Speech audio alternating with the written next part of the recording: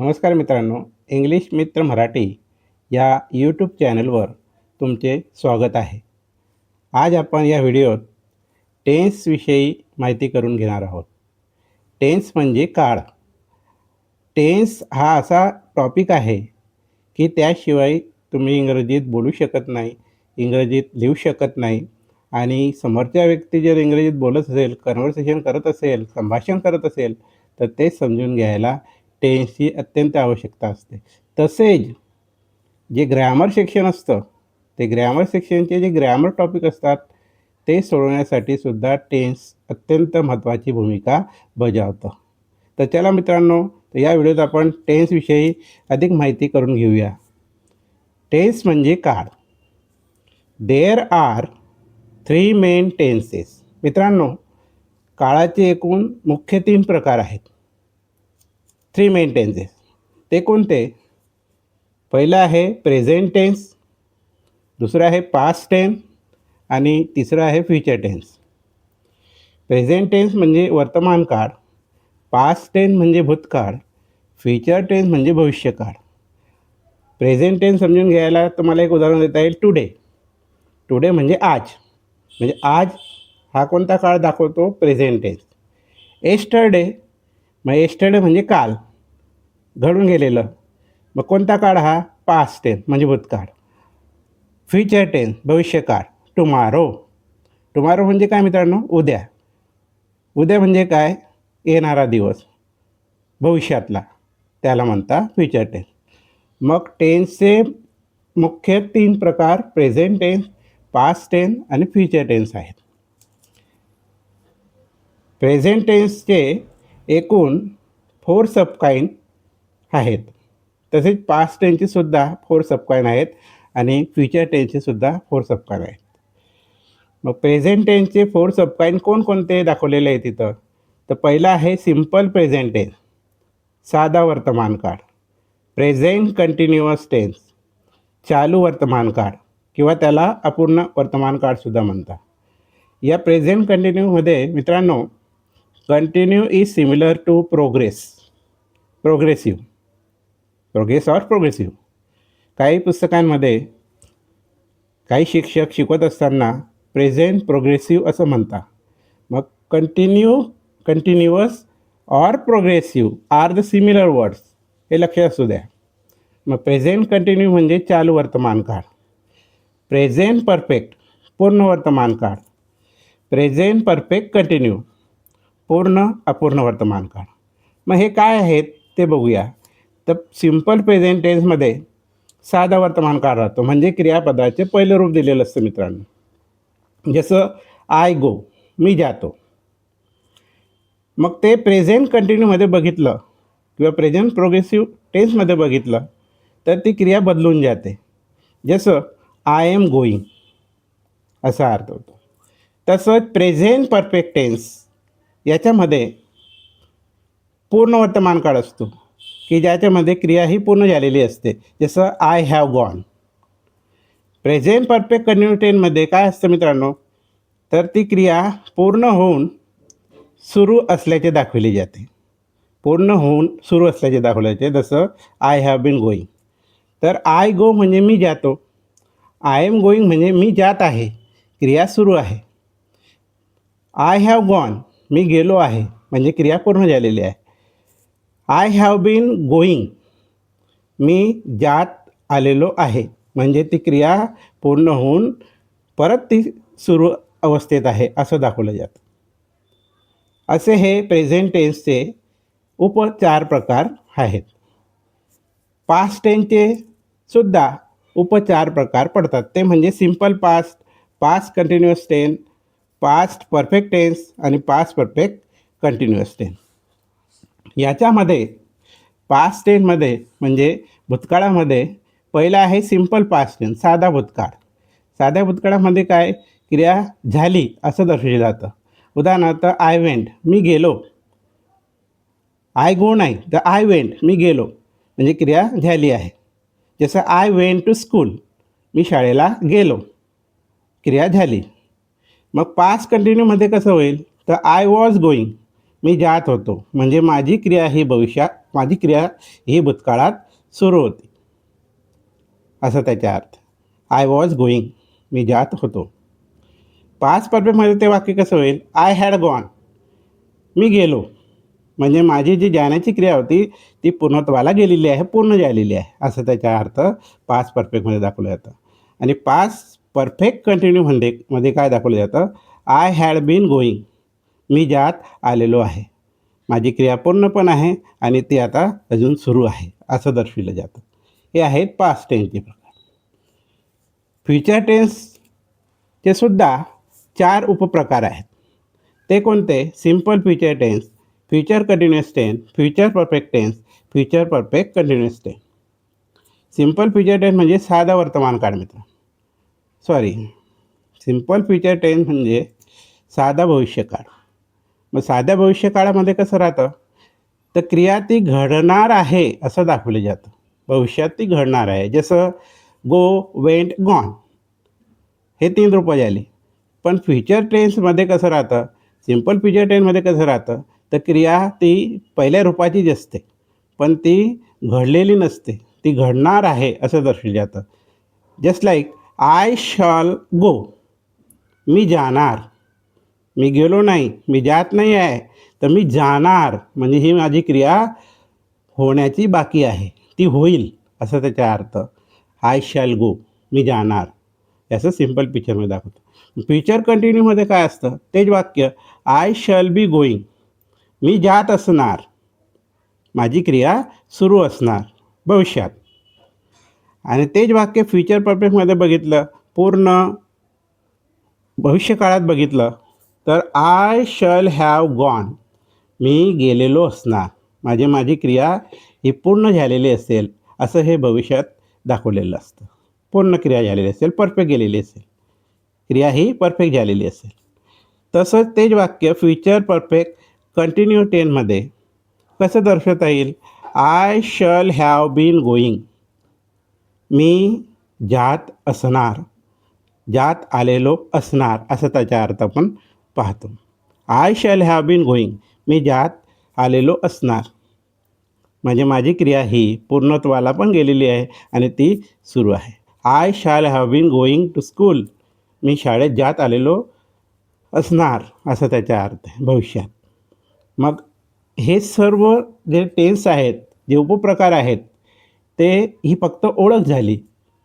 या ओळखीद्वारे आपल्याला टेन्सची पूर्णतः माहिती मिळवायची आहे. त्याचे प्रकार कसे आहेत आणि या प्रकारांचा उपयोग कसा परीक्षेत होतो, हे सर्व जाणून घ्यायचे मित्रांनो. तर हे तुम्हाला लक्षात ठेवायचे आहे हा चार्ट. आणि हा चार्ट कसा लक्षात राहील? तर तुम्हाला सोपी भाषा सांगतो. टेन्स ही फॅमिली आहे. टेन्स हा त्या फॅमिलीमधला फादर आहे, वडील आहे, हे लक्षात ठेवा. आणि या वडिलांना, टेन्स नावाच्या वडिलांना 3 मुलं आहेत. पहिला मुलगा आहे प्रेझेंट टेन्स, दुसरा मुलगा आहे पास्ट टेन्स आणि तिसरा मुलगा आहे फ्युचर टेन्स. हे 3 मुलं आहेत. त्याच्यातला मोठा मुलगा आहे प्रेझेंट टेन्स. या मोठ्या मुलाला त्याचे त्या फॅमिलीमध्ये 4 त्याला मुलं आहेत. 4 मुलं आहेत त्याची. त्या मुलांची नावं काय मित्रांनो? Simple present tense, present continuous tense, present perfect tense, present perfect continuous असं नाव आहे. दुसऱ्या पोरंसुद्धा आहेत. पास्ट टेन्सचे पोरं, simple past tense, past continuous tense, past perfect tense आणि पास्ट परफेक्ट कंटिन्युअस टेन्स, ही 4 पोरांची नावं आहेत. तिसरा मुलगा लहान आहे, तो आहे फ्युचर टेन्स. त्यालासुद्धा 4 पोरं आहेत. त्यांची नावं काय? सिम्पल फ्युचर, दुसऱ्याचं फ्युचर कंटिन्युअस, तिसऱ्याचं फ्युचर परफेक्ट आणि चौथ्याचं फ्युचर परफेक्ट कंटिन्युअस. अशा पद्धतीनं तुम्ही जर लक्षात ठेवलं हा चार्ट तरी चालणार आहे. प्रेझेंट टेन्स आणि त्याचे 4 सबकाइंड कोणते ते पाहणार आहोत. तसंच फॉर्म्युलाज, म्हणजे या प्रेझेंट टेन्सचे जे उपप्रकार आहेत, सब टेन्स आहेत, त्यांचे फॉर्म्युलाज म्हणजे सूत्रेसुद्धा आहेत. त्या सूत्रांच्या आधारे तुम्ही वाक्य रचना कशी करावी, वाक्य कसं बनवावं, तसं जो इंग्रजीत कसं आपल्याला बोलता येईल आणि त्याच पद्धतीने ग्रामरची वाक्य कसं सोडवता येईल, हे आपल्याला त्यांच्या फॉर्म्युलाजनुसार शिकायचे आहे. चला तर मित्रांनो, प्रेझेंट टेन्सच्या पहिला उपप्रकार आहे सिम्पल प्रेझेंट टेन्स, म्हणजे साधा वर्तमान काळ. आता साधा वर्तमान काळ त्याचा फॉर्म्युला काय आहे तो आपण अभ्यासूया. त्याच्यात subject plus verb 1 plus object असं त्याचं सूत्र आहे, त्याचा फॉर्म्युला आहे. तर सब्जेक्ट प्लस वर्ब 1 म्हणजे काय, तर क्रियापदाचे पहिलं रूप, the first form of the verb, main verb, plus object. Subject म्हणजे कर्ता, वर्ब 1 म्हणजे क्रियापदाचं मुख्य पहिलं रूप आणि ऑब्जेक्ट म्हणजे कर्म. या फॉर्म्युल्यानुसारच वाक्य इंग्रजीत बनत असतं मित्रांनो, हे लक्षात ठेवायचे. ते कसं ते पुढे पाहणारच आहोत आपण. त्याच्या अगोदर subject plus verb 1 plus object याच्या शॉर्ट फॉर्म्युलासुद्धा आहे आणि तो तुम्हाला लक्षात ठेवायचा आहे आणि त्याच्या मदतीनं तुम्ही शेकडो वाक्य इंग्रजीत बनवू शकता. जसं subject plus verb 1 plus object त्याच्या शॉर्ट फॉर्म आहे S plus V1 plus O. आता या S plus V1 plus O यांच्यावरनं, या सूत्रावरनं तुम्हाला वाक्य कशी बनवता येतील ते आपण उदाहरणाद्वारे शिकणार आहोत. For example, we speak English, आम्ही इंग्रजी बोलतो. मग या वाक्यामध्ये वी हा सब्जेक्ट आहे, स्पीक हे वर्ब 1 आहे म्हणजे क्रियापदाचे पहिलं रूप आहे आणि शेवटी आलेला शब्द आहे इंग्लिश, तो त्या वाक्याचा ऑब्जेक्ट आहे म्हणजे कर्म आहे. मग S plus V1 plus O, we S speak V1 English O. म्हणजे तुम्हाला समजलं का मित्रांनो? तर आपल्याला या फॉर्म्युल्यानुसार वाक्य तयार करता आलं. एस म्हणजे सब्जेक्ट म्हणजे कर्ता V1 म्हणजे first form of the verb, क्रियापदाचं पहिलं रूप स्पीक, आणि ओ म्हणजे ऑब्जेक्ट इंग्लिश. मग वी स्पीक इंग्लिश, आम्ही इंग्रजी बोलतो, असं वाक्य आपण तयार करू शकलो. कोणाच्या मदतीनं मित्रांनो? तर या फॉर्म्युलानुसार. हा फॉर्म्युला कोणाचा आहे? सिम्पल प्रेझेंट टेन्स आहे. परत दुसरी उदाहरणं दिली आहेत, त्याचा अभ्यास करूया. For example, I go to school, मी शाळेला जातो. आता तुम्हाला सहज समजले असेल, तर आय हा सब्जेक्ट आहे, गो हे V1 आहे म्हणजे वर्ब फॉर्म आहे पहिला, आणि टू स्कूल हे उरलेलं वाक्य हे त्या वाक्याचं ऑब्जेक्ट आहे. S plus V1 plus O, I go to school, मी शाळेत जातो, असा तो सिम्पल प्रेझेंट आहे. दुसरं उदाहरण बघूया. For example, Ram writes a letter, Ram पत्र लिहितो. मग या वाक्यामध्ये, या सेंटेन्समध्ये राम हा सब्जेक्ट आहे, एस आहे, राईट्स हा V1 आहे आणि अ लेटर हा ओ आहे. Ram is a subject, writes is a V1 verb form first, and a letter is object, कर्म, कर्ता क्रियापद कर्म. अशा पद्धतीनं तुम्ही या शॉर्ट फॉर्मच्या मदतीनं सिम्पल प्रेझेंट टेन्समध्ये शेकडो अशी वाक्य इंग्रजीत बनवू शकता, हे लक्षात ठेवा. त्याचा दुसरा प्रकार आहे प्रेझेंट कंटिन्युअस टेन्स. आता या प्रेझेंट कंटिन्युअस टेन्स म्हणजे काय? चालू वर्तमान काळ किंवा अपूर्ण वर्तमान काळ. या काळामध्ये काय राहतं, तर क्रिया ही चालू असते, चालू असल्याचे दाखविली जाते मित्रांनो. मग याच्यासुद्धा एक फॉर्म्युला आहे, सूत्र आहे. तो कसा? तर त्याचा फॉर्म्युला आहे subject plus am is are plus verb 1 plus ING plus object, असा त्याचा फुल फॉर्म्युला आहे. मग सब्जेक्ट म्हणजे कर्ता, एम इज आर हे काय आहे? टू बीचे वर्तमान काळी रूपे आहेत, हे लक्षात ठेवा. एम इज आर, जसं टू बीचे भूतकाळी रूपे वॉज वेअर, टू बीचे फ्युचर टेन्स रूपे म्हणजे भविष्यकाळी रूपे शॅल बी विल बी, तसेही टू बीचे रूप आहे. प्लस वर्ब 1 आहे म्हणजे क्रियापदाचे पहिलं रूप, प्लस ING, त्याला ING लावलेलं आहे, याला V4 सुद्धा म्हणतात. आणि प्रेझेंट पार्टिसिपलसुद्धा म्हणतात. प्रेझेंट पार्टिसिपल म्हणजे क्रियापदाचं चौथं रूप असतं. जसं गो हे पहिलं रूप, वेंट हे दुसरं रूप, गॉन हे तिसरं रूप आणि गोईंग हे चौथं रूप असतं. अशा पद्धतीनं वर्ब 1 प्लस ING म्हणजे V4 किंवा प्रेझेंट पार्टिसिपल इथं वापरायचे असतो, आणि शेवटी प्लस ऑब्जेक्ट म्हणजे कर्म असतो. मग त्याच्या शॉर्ट फॉर्मसुद्धा तयार केलेला आहे formula. S plus am is are plus V1 plus ING plus O. मग आपल्याला प्रेझेंट कंटिन्यू टेन्सचं वाक्य बनवताना हे सूत्र लक्षात ठेवायचे आहे. हे शॉर्ट फॉर्म कशासाठी आहेत तर तुमच्या लक्षात यावेत. आणि जर एखाद्याने हे शॉर्ट फॉर्म पाठांतर करून घेतलेत तर त्याला कुठल्याही प्रकारची अडचण येणार नाही हे वाक्य तयार करताना. तो इंग्लिशमध्ये सहज बोलू शकतो, इंग्लिश वाक्य सहज लिहू शकतो, इंग्लिश वाक्य सहज तयार करू शकतो, ग्रामर सोडू शकतो, हे लक्षात ठेवायचं. चला तर मग या फॉर्म्युलानुसार आपण प्रेझेंट कंटिन्यू टेन्स कशा पद्धतीनं वाक्य तयार होईल ते बघूया. For example, we are speaking English. बघा मित्रांनो, वरती बघा. तर वी स्पीक इंग्लिशचं वाक्याचं बदल कसा झालेला आहे या प्रेझेंट कंटिन्यू टेन्समध्ये. वी आर स्पीकिंग इंग्लिश असं झालं आहे. का? कारण हा फॉर्म्युल्यामध्ये त्यांनी मेन्शन केलेलं आहे. कसं?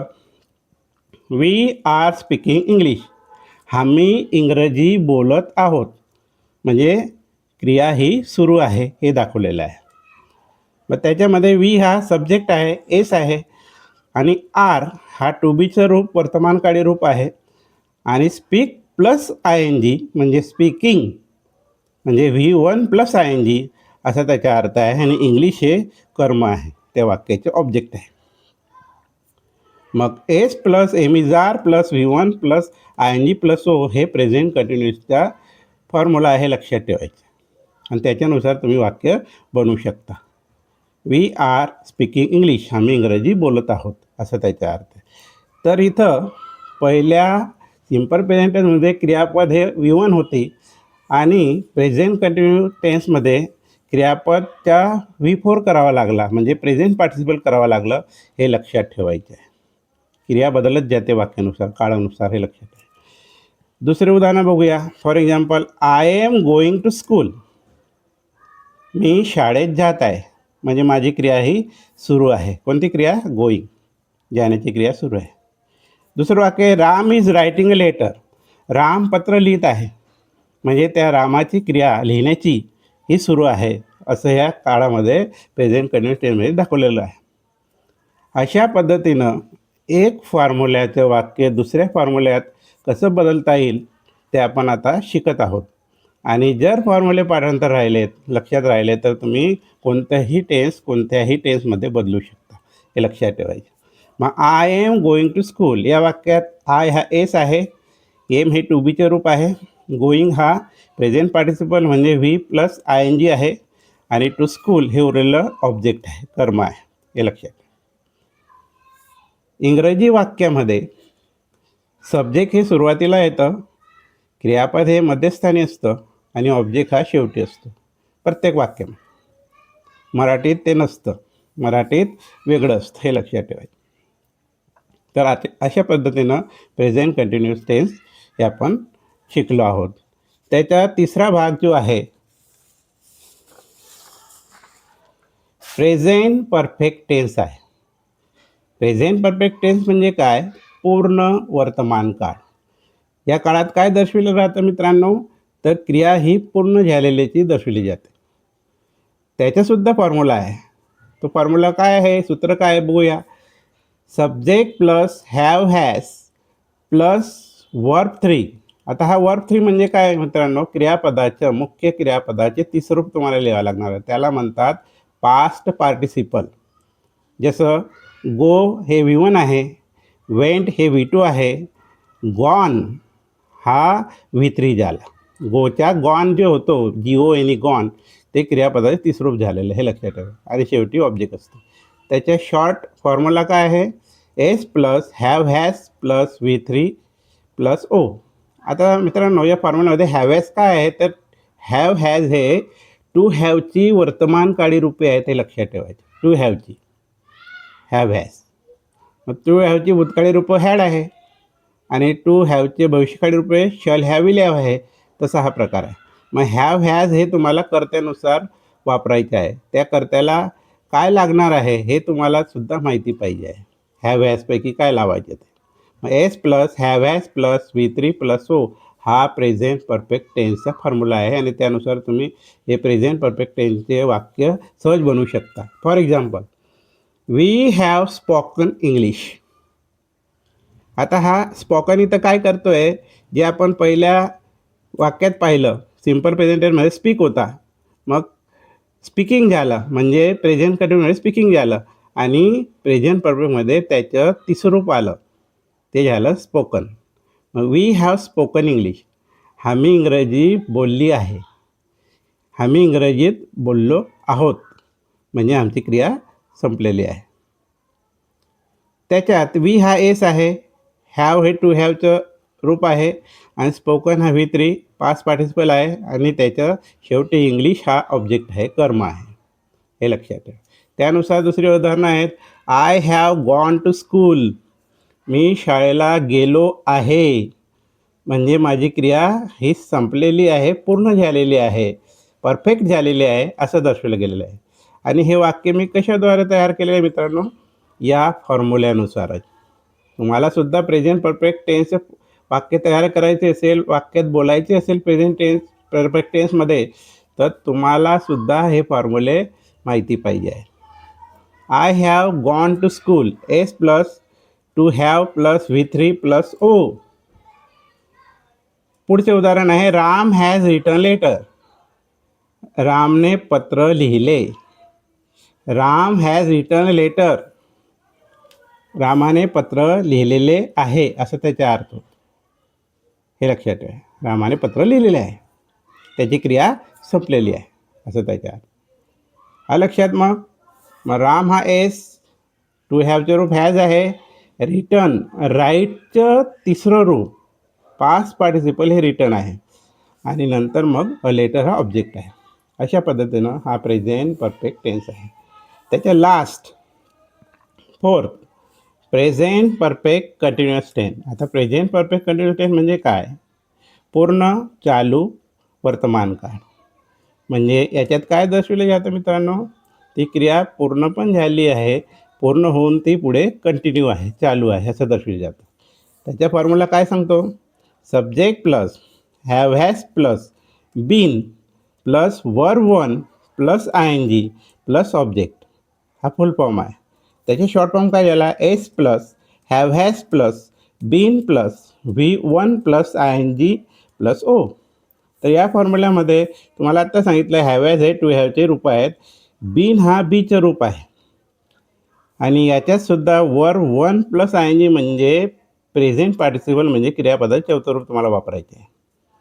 जसं for example we have been speaking English, आम्ही इंग्रजीत बोलत आलेलो आहोत. म्हणजे आम्ही इंग्रजीत बोलत आलेलो आहोत म्हणजे काय, आम्हाला इंग्रजी येते आणि ती क्रिया ही आमची सुरू आहे असं दर्शवलेलं आहे. ती परफेक्ट पण आहे आणि कंटिन्यू पण आहे. We have been speaking English, आम्ही इंग्रजी बोलत आलेलो आहोत. दुसरं उदाहरण I have been going to school, I have been going to school. तिसरं उदाहरण आहे Ram has been writing letter. असं चेंजेस प्रत्येक काळाचं वाक्य दुसऱ्या काळात बदल होत असतो, तो या फॉर्म्युल्यांच्या आधारे होत असतो. मग I have been going to school, मी शाळेत जात आलो आहे. Ram has been writing letter, Ram पत्र लिहित आला आहे. अशा पद्धतीनं तुम्हाला जर simple present tense, present continuous tense, present perfect tense आणि प्रेझेंट परफेक्ट कंटिन्युअस टेन्सची वाक्य कशी बनवतात, इंग्रजीत कशी तयार करतात आणि एक टेन्स दुसऱ्या टेन्समध्ये कसा बदल होतो हे जर शिकायचे असेल तर तुम्हाला एक अट आहे, तर तुम्हाला सर्वांचे शॉर्ट फॉर्म्स माहिती पाहिजे. जसं सिम्पल प्रेझेंट टेन्स आहे S plus V one plus O, present continue आहे S plus am is are plus V one plus I N G plus O, present perfect tense आहे S plus have has plus V three plus O आणि last present perfect continue आहे S plus have has plus been plus V one plus I N G plus O. असे पाठांतर राहिले तर तुम्ही शेकडो वाक्य सहज तयार करू शकता इंग्रजीमध्ये आणि एसे इंग्लिशच्या सहज लिहू शकता, इंग्रजीत बोलू शकता. तर मित्रांनो, हा प्रेझेंट टेन्स जो आहे याचे हे 4 प्रकार जे आपण पाहिले हे तुम्हाला आता समजलेच असेल. पास्ट टेन्स विषयी जाणून घेणार आहोत. पास्ट टेन्स कसे असतात, त्यांचे प्रकार कशा पद्धतीनं वर्णन केलेले आहेत आणि त्या प्रकारांचे फॉर्म्युलाज कोणते असतात ते आज अभ्यासणार आहोत. त्याच्यातील पहिलं आहे सिम्पल पास्ट टेन्स, साधा भूतकाळ. आता या साध्या भूतकाळामध्ये काय असतं मित्रांनो, तर साध्या भूतकाळामध्ये क्रिया ही झाली असं दर्शवले जातं. ते कसं, तर सिम्पल पास्ट टेन्सचा फॉर्म्युला आधी जाणून घेऊया, त्यानुसार वाक्य ते बघूया. फॉर्म्युला आहे subject plus verb two plus object. मग तुम्हाला माहिती झालं आहे आता, सब्जेक्ट म्हणजे कर्ता, वर्ब म्हणजे क्रियापद. पण वर्ब टू म्हणजे काय, the second form of verb, म्हणजे क्रियापदाचं पास्ट फॉर्म इथं आहे. क्रियापदाचं भूतकाळी दुसरं रूप इथं वापरलं जातं आणि नंतर मग ऑब्जेक्ट म्हणजे कर्म येतो. त्याच्या शॉर्ट फॉर्म्युला काय आहे, S plus V two plus O. आता या S plus V two plus वरनं तुम्ही अनेक वाक्य तयार करू शकता या सिम्पल पास्ट टेन्सचे. जसं for example, we spoke English, आम्ही इंग्रजी बोललो, म्हणजे ही क्रिया संपली आहे. हे स्पीक याचं स्पोक झालेलं आहे. स्पीकचं दुसरं रूप स्पोक होतं मित्रांनो, हे लक्षात ठेवायचं. मग वी स्पोक इंग्लिश या वाक्यामध्ये वी हा एस आहे, स्पोक हा व्ही टू आहे आणि इंग्लिश हा ऑब्जेक्ट आहे. त्याच पद्धतीनं उर्वरित उदाहरण बघूया. For example, I went to school, मी शाळेत गेलो. राम रोट अ लेटर, रामने पत्र लिहिले, म्हणजे दोघांच्या क्रिया हे झालेल्या आहेत. आय वेंट टू स्कूल, मी शाळेत गेलो. गोच्या V two went, Ram wrote a letter, रामने पत्र लिहिले. राईटच्या व्ही टू रोट, असा त्याचा अर्थ आहे. दुसरा आहे पास्ट कंटिन्युअस टेन्स, चालू भूतकाळ म्हणजे अपूर्ण भूतकाळ, किंवा याला पास्ट प्रोग्रेसिव्ह टेन्ससुद्धा म्हटलं जातं. मग या काळामध्ये काय दर्शवले जातं मित्रांनो, तर या काळात क्रिया सुरू होती, भूतकाळात सुरू होती हे दर्शवले जातं. त्याचा फॉर्म्युला आहे subject plus was were plus verb one plus I N G plus object. Subject म्हणजे करता, वॉज वेअर काय आहेत मित्रांनो, तर टू बीची भूतकाळी रूपं आहेत. जसं टू बीची मिजार होती तसं टू बीची भूतकाळी रूपं वॉज वेअर आहेत. प्लस व्ही वन म्हणजे काय, क्रियापदाचे पहिलं रूप येतं इथं आणि आय एन जी लागतं, आणि I N G plus object, आणि मग शेवटी कर्म येतो. वर प्लस आय एन जीचा अर्थ व्ही फोर पण धरला जातो. प्रेझेंट पार्टिसिपल असं सुद्धा आपण म्हणू शकतो त्याला. For example, we were speaking English, तर या वाक्यामध्ये वी हा सब्जेक्ट आहे, वेअर हा टू बीचं रूप आहे आणि स्पीकिंग इंग्लिश हे व्ही फोर आहे, म्हणजे V plus I N G आहे, क्रियापदाचं चौथं रूप आहे आणि इंग्लिश ऑब्जेक्ट आहे. वी वेअर स्पीकिंग इंग्लिश, आम्ही इंग्रजी बोलत होतो, म्हणजे आमची क्रिया सुरू होती असं दर्शविले जातं. तर या फॉर्म्युल्यानुसार तुम्ही अनेक वाक्य तयार करू शकता. For example, I was going to school, मी शाळेत जात होतो.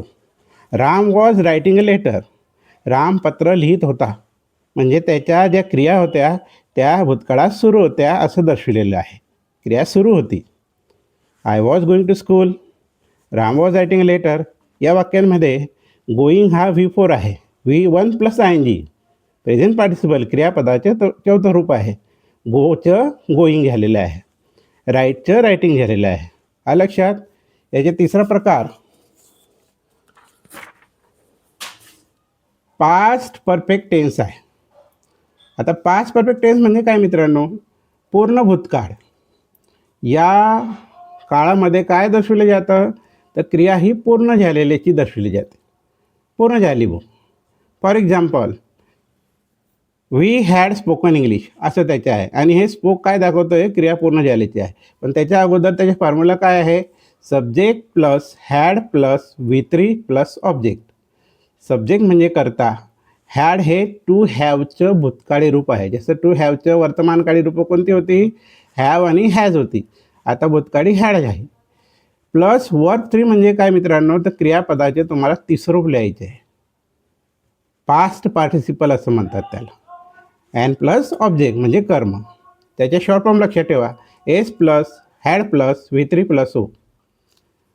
उदाहरण, वी हॅड स्पोकन इंग्लिश, आत्ताच बोललो.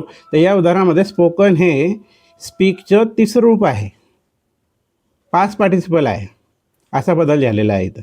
वी हॅड स्पोकन इंग्लिश, आम्ही इंग्रजी बोललेली होती, म्हणजे आमची क्रिया ही संपलेली होती असं दर्शवलेलं आहे. वी म्हणजे एस, हॅड, टू हॅवचे रूप, स्पोकन, विथ्री आणि इंग्लिश ऑब्जेक्ट. उदाहरण, I had gone to school, Ram had return letter. यांच्यामध्ये सुद्धा गॉन आणि रिटर्न काय दाखवतं, विथ्री, पास्ट पार्टिसिपल दाखवतं. हे गोचे गॉन आहे आणि हे राईटचे रिटर्न आहे. I had gone to school, मी शाळेला गेलेलो होतो, क्रिया पूर्ण झालेली. राम हॅड रिटर्न लेटर, रामने पत्र लिहिलेले होते, असा त्याचा अर्थ. समजलं मित्रांनो. चौथा आहे पास्ट परफेक्ट कंटिन्युअस टेन्स, पूर्ण, अपूर्ण किंवा पूर्ण चालू भूतकाळ. तर याच्यामध्ये तुम्हाला माहिती आहे, तर क्रिया ही पूर्ण होऊन ती परत चालू असल्याचे दर्शविले जातं. त्याचा फॉर्म्युला काय, subject plus had plus been plus verb one plus I N G plus object, असं त्याचा फॉर्म्युला आहे, फुल फॉर्म आहे. सब्जेक्ट म्हणजे करता, हॅड हे टू हॅवचे रूप आहे, बीन हा बीचे रूप आहे, V1 verb one plus I N G plus object म्हणजे कर्म, क्रियापदाचं इथं चौथं रूप आहे, लक्षात ठेवायचं. V4 पण म्हणू शकता तुम्ही, प्रेझेंट पार्टिसिपल म्हणायचं असतं. ते प्रेझेंट पार्टिसिपलसुद्धा आपण म्हणू शकतो. शॉर्ट फॉर्म काय आहे, S plus had plus been plus V1 plus I N G plus O.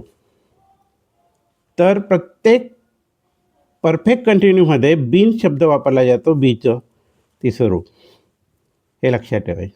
तर क्रिया ही पूर्ण होऊन ती सुरू आहे असं दर्शवलं जातं त्याच्यामध्ये. For example, we had been speaking English, आम्ही इंग्रजी बोलत आलेलो होतो, आम्ही इंग्रजी बोलत होतो. आमची क्रिया विशिष्ट काळापासून विशिष्ट काळापर्यंत सुरू होती असं दर्शवलं जातं. We had been speaking English. इथं स्पीकिंग हे V4 आहे, V1 plus I N G म्हणजेच प्रेझेंट पार्टिसिपल आहे. Short form S plus to हॅवचे रूप, been been, speaking V plus I N G, English O object आहे. इतर उदाहरणं, I had been going to school, Ram had been writing a letter. I had been going to school, मी शाळेत जात आलेलो होतो, असं त्याच्यात. Ram had been writing letter, Ram पत्र लिहित आलेला होता, असं त्याचा अर्थ आहे. त्याची क्रिया पूर्णत्वाला होऊन पुढे चालू असल्याचं पास्ट परफेक्ट कंटिन्युअस टेन्समध्ये दाखवलं जातं. असे हे पास्ट टेन्सचे सब काइंड्स आहेत, उपप्रकार आहेत, ते आपण जाणून घेतले. त्यांच्यातले जे फॉर्म्युले शॉर्ट फॉर्म्स आहेत ते तुम्ही पाठांतरासारखं जे लक्षात ठेवलं तर शेकडो वाक्य यांची तुम्ही बनवू शकता आणि इंग्रजीत वाक्य तयार करायचे शिकू शकता, ग्रामरचे प्रॉब्लेम सॉल्व करू शकता, इंग्रजी बोलायचं शिकू शकता. समजलं मित्रांनो. तर आता टेन्सेसचं जे तिसरा प्रकार जो आहे, मुख्य तिसरा प्रकार जो आहे, फ्युचर टेन्स, याविषयी जाणून घेणार आहोत आणि त्याचे उपप्रकारांचे फॉर्म्युलास कसे असतात, सूत्र कसे असतात ते जाणून घेऊया. त्याच्यातलं पहिलं आहे सिम्पल फ्युचर टेन्स, साधा भविष्यकाळ. मग आता साधा भविष्यकाळामध्ये काय दर्शवलं जातं मित्रांनो या काळात, तर क्रिया झाली असं नाही दर्शवलं जात, तर ती क्रिया होणार आहे हे दर्शवलं जातं. होणार असं त्याचा अर्थ आहे. झालेली नाही आहे तर ती होणार आहे, ते घडणार आहे असं दर्शवलं जातं या सिम्पल फ्युचर टेन्समध्ये. त्याच्या अगोदर उदाहरणं समजून घेण्या अगोदर त्याचा फॉर्म्युला काय सांगितला आहे तो बघूया. Subject plus shall will plus verb one plus object. Subject म्हणजे करता, शल विल काय आहेत मित्रांनो, तर शल विल हे टू बीचे रूप आहेत. जसं टू बीचे वर्तमान काळ रूप एम इज आर, भूतकाळी रूप वॉज वेअर, तसंच हे भविष्यकाळी रूपे टू बीची शल विल आहे. प्लस वर्ब म्हणजे क्रियापदाचे इथे तुम्हाला पहिलं रूप दाखवायचे आहे, प्लस ऑब्जेक्ट म्हणजे कर्म. त्याच्या शॉर्ट फॉर्म्युला काय आहे, S plus shall will plus V1 plus O. म्हणजे तुम्हाला एस लिहायचं आहे, एस सोबत शल विल पैकी काय येईल हे तुम्हाला माहिती पाहिजे, प्लस V1 क्रियापदाचे पहिलं रूप आणि ऑब्जेक्ट म्हणजे कर्म ओ लिहायचं आहे. For example, we shall speak English, आम्ही इंग्रजी बोलणार, म्हणजे ही जी क्रिया आहे ही होणार आहे हे दर्शविलं जातं, झाली नाही, होते नाही. तर होणार आहे. वी शल स्पीक इंग्लिश, आम्ही इंग्रजी बोलणार, असं त्याचा अर्थ आहे. याच्यात वी हा एस आहे, सब्जेक्ट आहे, शल हे टू बीचे रूप आहे, स्पीक हे क्रियापदाचे पहिलं रूप आहे V1, आणि शेवटी इंग्लिश हा ऑब्जेक्ट दाखवलेला आहे. जसं I shall go to school, मी शाळेला जाणार किंवा मी शाळेला जाईन, माझी क्रिया अजून घडलेली नाही तर ती होणार आहे, असा त्याचा अर्थ. याच्यामध्ये V1 हा गो आहे, सब्जेक्ट हा आय आहे, आणि टू स्कूल हे ऑब्जेक्ट आहे, आणि टू बीचे रूप शल वापरलं गेलेलं आहे. सांगायचे तात्पर्य असं आहे, शल आणि विल पैकी योग्य सब्जेक्टनुसार लिहावं लागतं मित्रांनो. जसं आय आहे म्हणून शल, आता ही आला तर विल, जसं आयला विल पण वापरता, पण काही ठिकाणी तुम्हाला लक्षात येईल तर सब्जेक्टनुसार बदललं गेलेलं आहे शल आणि विल, हे लक्षात ठेवा.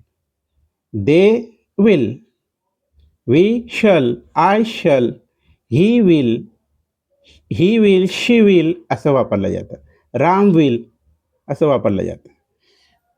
We shall speak in English, त्याच पद्धतीनं हे वाक्य आहेत. I shall go to school, मी शाळेत जाणार. Ram will write a letter, Ram पत्र लिहिणार. रामाने पत्र लिहिलेले नाही आहे किंवा लिहितो नाही, तर राम हे पत्र लिहिणार आहे, त्याची क्रिया घडणार आहे, हे सिम्पल पिक्चरमध्ये दाखवलं जातं. दुसरं आहे फ्युचर कंटिन्युअस टेन्स, चालू भविष्यकाळ. मग या चालू भविष्यकाळामध्ये किंवा अपूर्ण भविष्यकाळामध्ये काय सांगितलं गेलेलं आहे ते जाणून घेऊ. त्याच्या फॉर्म्युला आधी बघूया. Subject plus shall be will be plus verb plus ING plus object. करता subject, shall be will be काय आहेत, हे सुद्धा टू बीचं रूप जे आहेत मित्रांनो. वर1 क्रियापदाचे पहिलं रूप, त्याला ING सफिक्स म्हणजे ING प्रत्यय लावलेला आहे, हा V4 समजूया. प्रेझेंट पार्टिसिपल आहे हा, आणि ऑब्जेक्ट म्हणजे कर्म. शॉर्ट फॉर्म काय आहे, S plus shall be will be plus V1 plus ING plus O. या फॉर्म्युल्यानुसार तुम्ही वाक्य बनवू शकता. जसं we shall be speaking English, आम्ही इंग्रजी बोलत असणार, म्हणजे आमची क्रिया ही सुरू असणार भविष्यात, असं दाखवले जातं. S to be, V plus ING plus O, असं इथं दर्शवलेलं आहे. इतर उदाहरणं बघूया. I shall be going to school, मी शाळेत जात असणार. गेलो नाही, जातो नाही, तर जात असणार हे कंटिन्युअस टेनमध्ये. जात होतो हे पण नाही, तर ही क्रिया घडणार आहे, घडेन असं दर्शवलं जातं. I shall be going to school, Ram will be writing letter, Ram पत्र लिहित असणार. I shall be going to school, मी शाळेत जात असणार. We shall be speaking English, आम्ही इंग्रजी बोलत असणार, म्हणजे या ज्या क्रिया आहेत त्या भविष्यात सुरू असणार असं दर्शविलं जातं. कशामध्ये, फ्युचर कंटिन्युअस टेनमध्ये. समज मित्रांनो, तिसरं आहे फ्युचर परफेक्ट टेन्स, पूर्ण भविष्यकाळ. या पूर्ण भविष्यकाळाचे फॉर्म्युला काय आहे, subject plus shall have will have plus verb 3 plus object. करता सब्जेक्ट म्हणजे शल हॅव विल हॅव हे टू हॅवची रूपं आहेत, हे लक्षात ठेवा. Past participle of the verb, it is called verb 3. Past participle क्रियापद तिसरं plus object. Short form S plus shall have will have plus V3 plus O. हे शॉर्ट फॉर्म्स फार महत्त्वाचे आहेत. प्रत्येक काळाचे शॉर्ट फॉर्म्स जर तुमच्या लक्षात आलेत तर तुम्ही इझिली इंग्रजीमध्ये बोलू शकता, इंग्रजीमध्ये लिहू शकता, हे लक्षात ठेवायचे. ग्रामरचे प्रत्येक वाक्य सोडू शकता. For example, we shall have spoken English. या वाक्यात वी हे सब्जेक्ट आहे, शल हॅव हा टू हॅव आहे, आणि स्पोकन हे V3 आहे, पास्ट पार्टिसिपल आहे, आणि शेवटी इंग्लिश हा ऑब्जेक्ट आहे. We shall have spoken English, आम्ही इंग्रजी बोललेली असणार, म्हणजे आमची क्रिया ही पूर्ण झालेली असणार, झाली नाही तर पूर्ण झालेली असणार असं दर्शवलं. दुसरी उदाहरण अशी आहेत, I shall have gone to school. मी शाळेत गेलेलो असणार. गेलो नाही, जातो नाही, तर गेलेलो असणार. फ्युचर ॲक्शन, भविष्यात, असं त्याचा अर्थ. Ram will have return letter. रामने पत्र लिहिलेले असणार. रामने पत्र लिहिलेले असणार. लिहिलं गेलं असं नाही, तर त्याने ती ॲक्शन करायची त्याची बाकी आहे. ती भविष्यात पूर्ण होणार आहे, पूर्ण दर्शवली जाणार आहे, असा हा फ्युचर परफेक्ट टेन्स दाखवतो. लक्षात. शेवटचे आहे फ्युचर परफेक्ट कंटिन्युअस टेन्स. पूर्ण चालू भविष्यकाळ असा त्याचा अर्थ आहे. मग या काळामध्ये काय दर्शवलं जातं मित्रांनो, क्रिया ही पूर्ण होऊन ती पुढे चालू असणाऱ्याचे दाखवले जातं. पुढे चालू असेल असं दाखवले जातं. ते जाणून घेण्याअगोदर फॉर्म्युला बघूया. Subject plus shall have will have plus been plus verb one plus I N G plus object. Short form आहे S plus shall have will have plus been plus V one plus I N G plus O. तर या ठिकाणी V one plus I N G किंवा verb one plus I N G हा present participle क्रियापदाचे चौथं रूप V4 पण लिहितात, हे लक्षात ठेवा. आणि तुम्हाला लवकर समजावं म्हणून मी इथं verb one plus I N G दिले आहे, हे लक्षात ठेवा. यानुसार, या फॉर्म्युल्यानुसार तुम्हाला वाक्य तयार करता आलं. We shall have been speaking English. आम्ही इंग्रजी बोलत असणार असं त्याच्यात, किंवा आम्ही इंग्रजी बोलत आलेलो असणार. The action will not complete, the action will be complete असं त्याचा अर्थ आहे, इन फ्युचर. लक्षात. दुसरी उदाहरण अशी आहेत, I shall have been going to school. मी शाळेत जात आलेलो असणार. माझी ॲक्शन सुरू असणार असं दर्शवलं जातं. Ram will have been writing letter. Ram पत्र लिहित असणार. असे हे फॉर्म्युल्यानुसार तुम्ही अनेक वाक्य फ्युचर परफेक्ट कंटिन्युअस टेन्सचे बनवू शकतात. अशा पद्धतीनं आपण या व्हिडिओत फ्युचर परफेक्ट टेन्सविषयी माहिती करून घेतली. टेन्सेस प्लस शॉर्ट फॉर्म्युलाज जाणून घेणार आहोत. म्हणजे टेन्सेसचे जे सबकाइंड्स आहेत, उपप्रकार आहेत, आणि त्यांचे जे शॉर्ट फॉर्म्युलाज म्हणजे सूत्रे आहेत, त्याविषयी आपण जाणून घेऊ. तर मग हे शॉर्ट फॉर्मचा काय फायदा होतो परीक्षेत, कशा पद्धतीचे टेन्सवर प्रश्न येतात बोर्डाच्या परीक्षेत, ते तुम्हाला मी आज दाखवणार आहे. जसं आता ही माझ्याकडे इंग्लिशची प्रश्नपत्रिका 2014ची आहे. बघा इथं.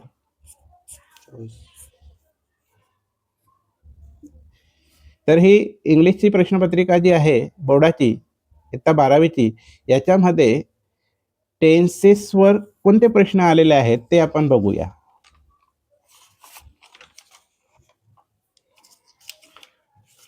हे बघा, टेन्सेस आलेलं आहे. काय सांगितलेलं आहे, choose the correct tense form of the above sentence from the following option and rewrite.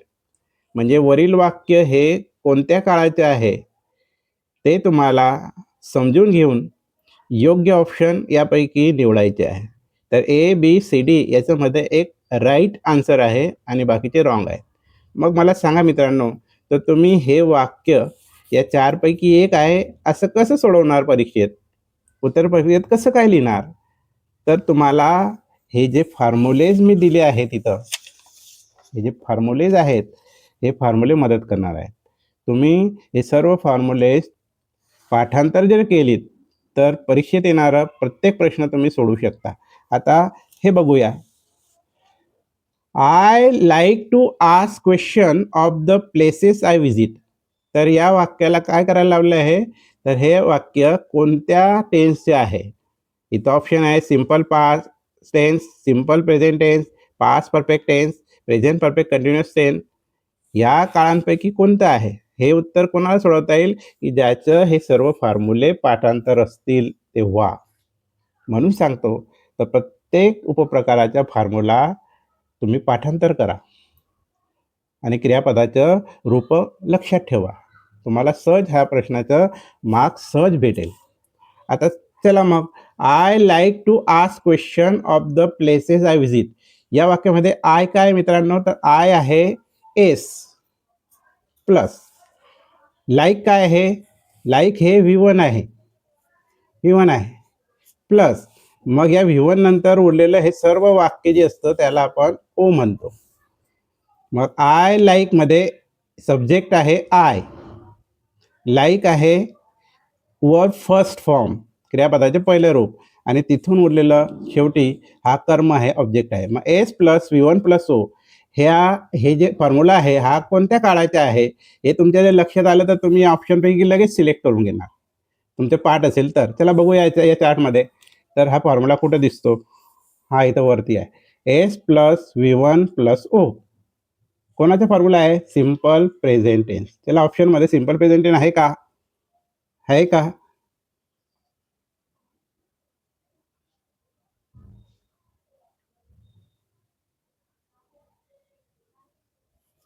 बघा बरं, सापडलं? हो. तर सिम्पल प्रेझेंट टेन्स हा इथं आहे, लक्षात. मग तुम्हाला याचे ऑप्शन राईट आन्सर काय लिहिता येईल, सिम्पल प्रेझेंट टेन्स. मी मुद्दाहून थोडा पॉज घेतला तुम्हाला विचार करायला, हे लक्षात ठेवा.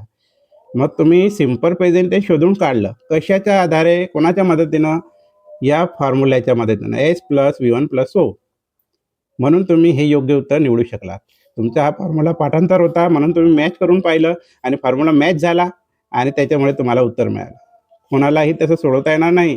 ज्याचे हे फॉर्म्युले पाठांतर असतील आणि क्रियापदाची रूपं माहिती असतील त्यालाच हे मार्क्स भेटतील, हे लक्षात ठेवायचे. आलं लक्षात? दुसरं उदाहरण,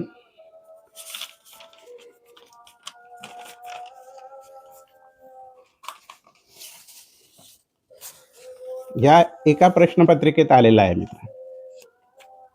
ही प्रश्नपत्रिका आहे 2025ची.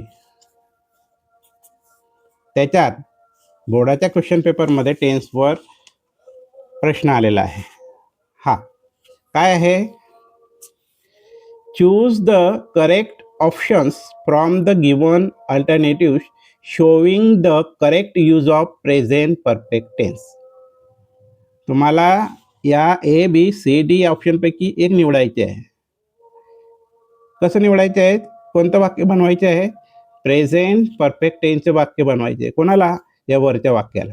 हे वरचे वाक्य प्रेझेंट परफेक्ट टेन्समध्ये कसं बदलेल आणि तुम्हाला जर बदलता आलं तर त्याचे ऑप्शन निवडून ते आन्सर तुम्हाला लिहायचे. आता विचार करा कोणाला लिहिता येईल, ऑप्शन योग्य कोणाला निवडता येईल. बरोबर काय करता, मागच्या आणि पुढच्याचे आन्सर बघून घेता. मग तो चुकीचे लिहिल तर तुम्ही पण चुकीचे लिहाल, मागच्या चुकीचे लिहिल, पुढच्या चुकीचे लिहिल, तुमचे आन्सर पण चुकीचे राहील. त्याच्यापेक्षा काय करायचे आहे, जास्त टेन्शन न घेता हे फॉर्म्युले लक्षात ठेवायचे आहे आणि त्यानुसार सोडवायचे आहे. चला तर बघूया. I passed from IIT. आता आय पास फ्रॉम IIT हे वाक्य कोणत्या काळाचे याचा विचार नाही करायचा. फक्त आपल्याला हे वाक्य कशात बदलायचं, प्रेझेंट परफेक्ट टेन्स. काय वापरायचे, use of present perfect tense. या वाक्यामध्ये प्रेझेंट परफेक्ट टेन्सचा वापर करून दाखवायचे आणि त्याचे आन्सर कोणते आहे ते सांगायचे. मग कोणाला येईल, ज्याचे फॉर्म्युले पाठ असतील. लक्षात. चला मग प्रेझेंट परफेक्ट टेन्स शोधूया, इथल्या चार्टमध्ये शोधूया. प्रेझेंट परफेक्ट टेन्स कुठे आहे, हा इथं present perfect tense. Present perfect याचा फॉर्म्युला काय आहे, S plus have has plus V3 plus O. Subject plus to हॅवची रूप हॅव हॅज वर्तमानकाळी रूप प्लस V3 म्हणजे क्रियापदाचे तिसरं रूप लिहिता आलं पाहिजे, past participle plus object. Subject आणि ऑब्जेक्ट दिलेला असतो, मध्ये तुम्हाला हा चेंज आला पाहिजे. जसं इकडे लक्ष द्या, आय पास्ड फ्रॉम IIT या वाक्याला प्रेझेंट परफेक्ट टेन्स बनवायचे आहे. तर कसं म्हणेल मित्रांनो, मग तुम्ही आता लिहिणार उदाहरणार्थ आय म्हणजे ह्या फॉर्म्युल्यामध्ये एस लिहिला तुम्ही, बरोबर. आता या एसला हॅव आणि हॅजपैकी लावायचे आहे, हॅव आणि हॅजपैकी लावायचे. मग पोरांना माहीत नसतं तर कोणत्या प्रोनाऊनला किंवा सर्वनामाला कोणतं टू बीचे रूप किंवा कोणतं टू हॅवचे रूप लिहितात हे माहीत नसतं, ते पण तुम्हाला आलं पाहिजे. लक्षात. मग आता आयला हॅव लागतं, इकडे बघा, हा झाला एस आणि आपण निवडलं हॅव, कारण आयला हॅव लागतं म्हणून, हॅज लागत नाही, हॅव लागतं. ग्रामरच्या नियमानुसार. झालं मग इथं आय हॅव लिहिलं मी. आता प्लस V3 म्हणजे क्रियापदाचे तिसरं रूप तुम्हाला लिहायचे आहे. पास्ट पार्टिसिपल लिहायचे. कोणाचं? या पास्टचं. आणि तुम्हाला एक गोष्ट सांगतो, ज्या क्रियापदाला ईडी असं प्रत्यय लावलेलं असतं ना, तर ते क्रियापदाचं V2 पण असतं आणि V3 पण असतं. हे लक्षात ठेवा. जर ईडी असेल सफिक्स तर V2 आणि V3 असतं, हे लक्षात ठेवायचे. मग आता हे V2चं काम पण इथं करतंय, पण इथं परफेक्ट टेन्समध्ये हा हॅव आल्यामुळे तो आता पास्ट V2 जरी आहे तरी तो V3 बनेल. मग ते V3 जशाच्या तसं तुम्हाला लिहायचं. ईडी लावला असेल तर तुम्हाला फायदा एक होऊन जाईल. झालं आय हॅव पास्ट. आता मग या V3 नंतर उरलेलं वाक्य तुम्हाला माहिती आहे, हे ओ राहतं, कर्म राहतं वाक्याच्या. मग ते उचलून जशाच्या तसं तुम्हाला लिहायचे. फ्रॉम आय टी असं लिहायचं. बघा तर आता या ऑप्शनमध्ये आहे काही वाक्य मी लिहिलेलं. पुढे सापडतं बघा तर, I have past from IIT आहे का? आहे. हे ऑप्शन बी हे त्याचे उत्तर आहे. कारण बाकीच्या ऑप्शनमध्ये शल हॅव वापरला आहे, हॅज वापरलेला आहे. बघा हे रॉंग आहे. आयला हॅज कधी लागत नाही, काय लागतो? हॅव. म्हणून आपण बी हे ऑप्शन निवडलेलं आहे. अशा पद्धतीनं तुम्हाला टेन्सवर येणारे प्रश्नांची उत्तरं आन्सर शीटमध्ये लिहायची मित्रांनो. हे काय ताटातला घास नाही आहे तर खाल्ला. विचार करून खावा लागेल तो ताटातला घास पण. आलं लक्षात? तसंच प्रश्नपत्रिकेतले प्रश्न जे आहेत ग्रामरचे सुद्धा विचार करून सोडवावं लागेल. विशेष म्हणजे ग्रामरचे प्रश्न. आलं लक्षात? तसेच तुम्हाला हे मार्क तेव्हा मिळतील. ओके. तर आता हे फॉर्म्युले तुम्हाला पाठांतरासारखं लक्षात ठेवायचे आहे. आणि जर तुम्ही फॉर्म्युले लक्षात ठेवलेत, पाठ केलेत, तर तुम्हाला त्याचा फायदा नक्की होणार आहे. मी एकदा वाचून दाखवतो. Simple present tense S plus V1 plus O. Simple past tense S plus V2 plus O. Simple future tense S plus shall will plus V1 plus O. Present continuous tense S plus am is are plus V1 plus ing plus O. Past continuous tense S plus was were plus V1 plus ing plus O. Future continuous tense S plus shall be will be plus V1 plus ing plus O. Present perfect tense S plus have has plus V3 plus O. Past perfect tense S plus had plus V3 plus O. Future perfect tense S plus shall have will have plus V3 plus O. Present perfect continuous tense S plus have has plus been plus V1 plus ing plus O. Past perfect continuous tense S plus had plus been plus V1 plus ing plus O. Future perfect tense S plus shall have will have plus been plus V1 plus ing plus O. असे हे सर्व 12 फॉर्म्युले आहेत. 12 फॉर्म्युले आहेत. आणि मी हे कसं तयार केलं आहे मित्रांनो, सिम्पलचा एक ग्रुप आहे, मग कंटिन्यूचा एक ग्रुप आहे, नंतर परफेक्टचा एक ग्रुप आहे आणि शेवटी परफेक्ट कंटिन्यूचा एक ग्रुप तयार केलेला आहे. याच्याने काय फायदा होईल तुम्हाला? तर पाठांतर करायला सोपं जाईल, जड जाणार नाही. मग या फॉर्म्युल्यांच्या आधारे आपण प्रश्नपत्रिकेत पाहिलं कसे वाक्य आपण चेंज करू शकतो. आलं लक्षात? आता काही 2-3 उदाहरणं घेऊन तुम्हाला परत समजून देतो.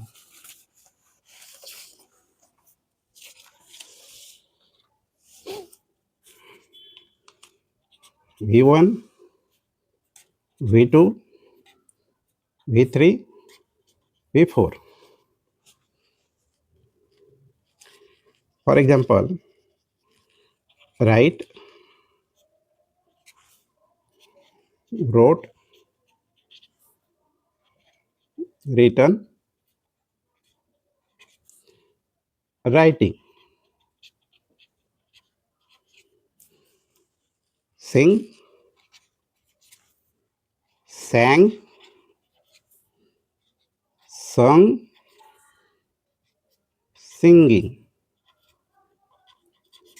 तर हे 2 नमुने आपण क्रियापदाचे लिहिलेले आहेत. V1 मध्ये राईट आणि सिंग आहे. राईट लिहिणे, सिंग म्हणजे गाणे, हे पहिलं रूप आहे. त्यांचं दुसरं रूप काय होतं? V2 राईटचं रोट झालं, सिंगचं सॅंग झालं. तसं ज्या V1चं V3 काय होतं, राईटचं रिटर्न, रोडचं रिटर्न होतं. या दोघांचं रिटर्न झालं. सिंग सॅंगचं V3 झालं संग. आणि याच V1चं चौथं रूप म्हणजे V4 पास्ट पार्टिसिपल रायटिंग झालेलं आहे आणि सिंगचं सिंगिंग झालेलं आहे. आलं लक्षात?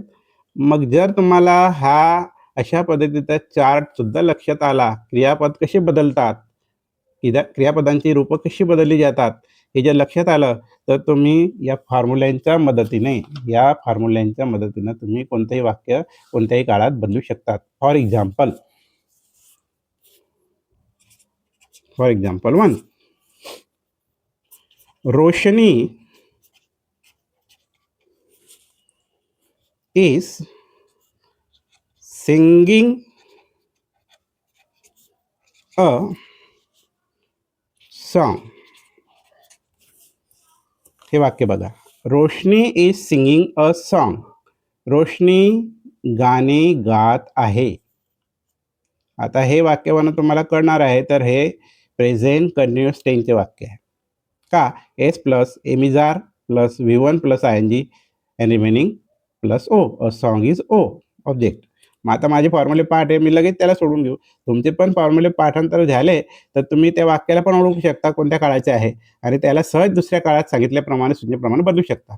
आता मी तुम्हाला सांगितलं, आता हे वाक्य मला तुम्ही फ्युचर कंटिन्यूमध्ये बदलून दाखवा. तर कशामध्ये? फ्युचर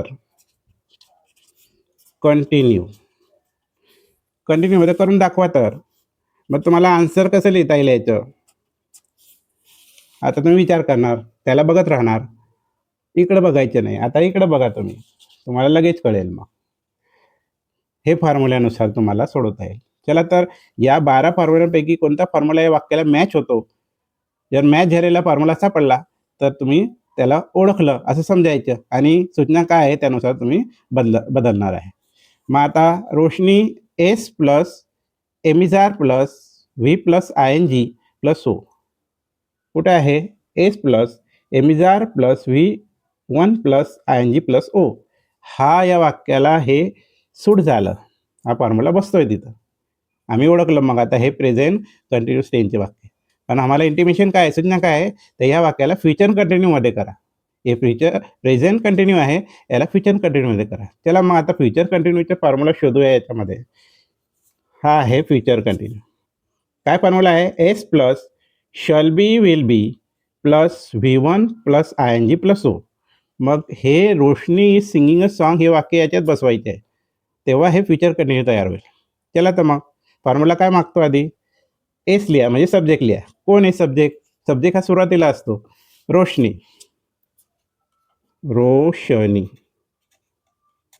लिहिला गेला. आता येस, हा येस लिहिला गेला. आता शल बी विल बी पैकी एक लिहायचे, दोघं नाही. शल बी विल बी पैकी एक लिहायचे. काही जण शल बीचा वापर करता, काही जण विल बीचा वापर करता. पण लक्षात ठेवा, नाव राहिलं तर त्याला मोस्टली विल बी वापरता. मग हे विल बी आपण लिहिलं. चला, पुढच्या काय सांगतं फॉर्म्युला? V1 लिहा आता प्लस ING, म्हणजे क्रियापदाचं चौथं रूप दाखवा त्या वाक्यातलं. नसेल तर तुम्ही बनवा, असं त्याचा अर्थ. पण इथं ऑलरेडी दिलेलंच आहे, सिंगला ING लावलेला आहे, म्हणजे V1 प्लस ING आहे. ते जशाच्या तसं तुम्हाला इथं लिहायचे आहे, सिंगिंग. झालं. आता फॉर्म्युल्यामध्ये काय मागितलं आहे? ओ हा शेवटी. मग तुम्हाला माहिती आहे, क्रियापदात बदल झाल्यानंतर उरलेलं वाक्य हे ओ राहतं, म्हणजे ऑब्जेक्ट राहतं. ते जशाच्या तसं लिहायचं. स्टॉप. मग Roshni will be singing a song हे वाक्य कशात बदललं आपण? फ्युचर कंटिन्युअस टेन्समध्ये बदललं. जर बदलून दाखवलं असेल तर तुम्हाला मार्क्स भेटू शकतात. मग आता हे आपण कसं करू शकत आहोत? का बरं करू शकत आहोत? हे सर्व फॉर्म्युले पाठांतर माझे आहेत म्हणून. मग तुम्हाला पण असं सहज सोडवता जर आलेत किंवा शिकायचे असेल सहज सोडणं, तर तुम्ही हे सर्व शॉर्ट फॉर्म लक्षात ठेवा. नावासह लक्षात ठेवा. आणि अत्यंत इम्पॉर्टंट महत्त्वाची गोष्ट म्हणजे हे क्रियापदाचे 4 रूपं लक्षात आली पाहिजे. लक्षात. समजा तुम्ही एखादी न्यू कोरी अशी मोटर बाईक घेतली आणि घेतल्याबरोबर तिला शोरूममधनं उतरवलं आणि उतरवल्याबरोबर बसले आणि ऑटो बटन दाबताय, चालू करायचा प्रयत्न करताय, किक मारताय, पण ती चालू होत नाहीये. का नाही चालू होते मित्रांनो? काय आवश्यकता आहे तिला? पेट्रोल. पेट्रोल. मग हे जे फॉर्म्युले आहेत ना, ही न्यू बाईक आहे तुमची. ही न्यू बाईक आहे. ही न्यू बाईक तयार आहे. मग या न्यू बाईकमध्ये तुम्हाला वर्ब्स रूपी म्हणजे क्रियापदरूपी पेट्रोल टाकायचं आहे.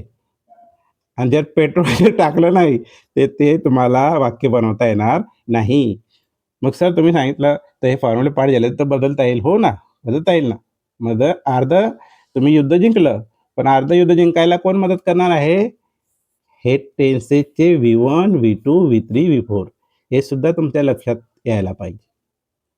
मग त्या नव्या गाडीत तुम्ही जेव्हा पेट्रोल टाकाल, तरच ते सुरू होणार आहे. तसं टेन्सेसचे वाक्य शिकायला फॉर्म्युले तर आवश्यकच आहेत. त्यांची नावं पण आवश्यक आहे फॉर्म्युल्यासह. पण क्रियापदात होणारे बदल हे सुद्धा लक्षात तुम्हाला आले पाहिजे. आलं लक्षात? मग तुम्ही प्रश्नपत्रिकेत बोर्डाच्या 10वी-12वीच्या क्वेश्चन पेपरमध्ये कितीही टेन्सवर प्रश्न आले, तर तुम्ही इझी सोडवू शकता. पण अट काय मित्रांनो? शॉर्ट फॉर्म्स नावासह आणि क्रियापदाचा बदल V1, V2, V3, V4 आणि हे जर शिकलात, तर तुम्हाला सहज मार्क्स भेटतील. तुम्ही इंग्रजी विषय हा इझिली पास होऊ शकता. ग्रामर ज्याला आलं ना, तो इंग्रजी विषय पास असतो. म्हणून प्रत्येक व्हिडिओ ग्रामरचा तुम्ही लक्षपूर्वक ऐका. ही माझी विनंती आहे तुम्हाला. आलं लक्षात? तर मित्रांनो, टेन्सेस प्लस शॉर्ट फॉर्म्युलाज या व्हिडिओमध्ये कसं वाटलं तुम्हाला? जर चांगला वाटला असेल हा व्हिडिओ, तर तुम्ही नक्कीच त्याला सबस्क्राईब करा, शेअर करा आणि लाईक करा. धन्यवाद.